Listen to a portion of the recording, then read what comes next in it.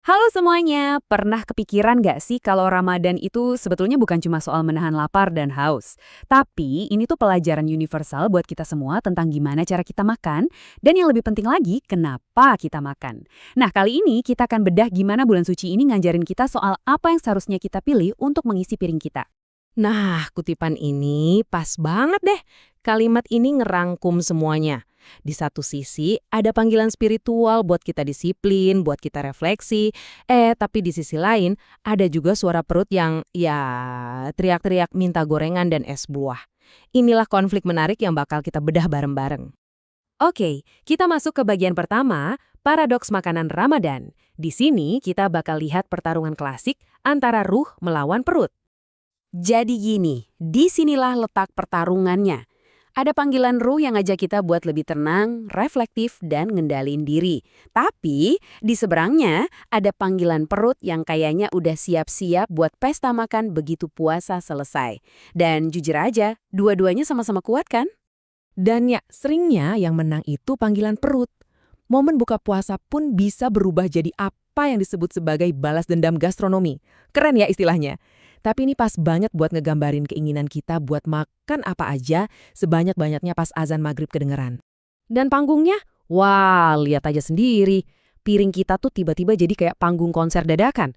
Semua penampil, kolak, gorengan, es buah teman-temannya, langsung naik panggung barengan. Tanpa audisi, tanpa diatur. Seru sih, meriah, tapi pertanyaannya, apa ini yang benar-benar kita butuhin? Oke, dari masalah, sekarang kita coba lihat solusinya. Yuk kita geser ke sebuah makna yang jauh lebih dalam di balik makanan kita, yaitu konsep halalan toyiban. Ini dia nih kuncinya, halalan toyiban. Cuma dua kata dari Al-Quran, tapi maknanya itu relevan banget. Bahkan bisa dibilang futuristic. Artinya bukan cuma sekedar diperbolehkan atau halal, tapi juga baik, wholesome, dan menyehatkan. Biar gampang, kita bedah jadi dua ya. Kata halal itu soal hukum, soal aturan. Jawabannya simple, boleh nggak nih dimakan? Nah kalau toyib, ini lebih dalam. Ini soal hikmah, soal kualitas. Pertanyaannya jadi, apakah makanan ini baik buat tubuh dan jiwa saya? Beda kan? Jadi, intinya tuh di sini. Seringkali kita fokus cuma buat mengisi kalori. Yang penting perut kenyang. Padahal, prinsip toyib itu ngajak kita untuk memenuhi nutrisi, memberi asupan gizi yang sesungguhnya buat tubuh kita, bukan cuma sekedar bikin kenyang. Oke, sekarang kita coba tarik konsep ini ke skala yang lebih gede ya. Gimana sih relevansinya dari urusan kebijakan negara sampai ke piring kita sehari-hari? Dan ternyata, konsep halalan toyuban ini nyambung banget loh sama perdebatan nasional soal program makan bergizi gratis.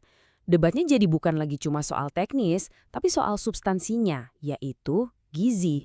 Nah, disinilah pergeseran fokusnya. Prinsip tayyib ini seolah ngajak kita buat nggak cuma terpaku sama kata gratisnya, tapi justru menekankan pentingnya kata bergizi. Jadi bukan lagi soal makanan cuma-cuma, tapi soal makanan yang beneran berkualitas. Karena kalau kita pikir-pikir lagi, ini kan bukan cuma soal bagi-bagi makanan gratis ya.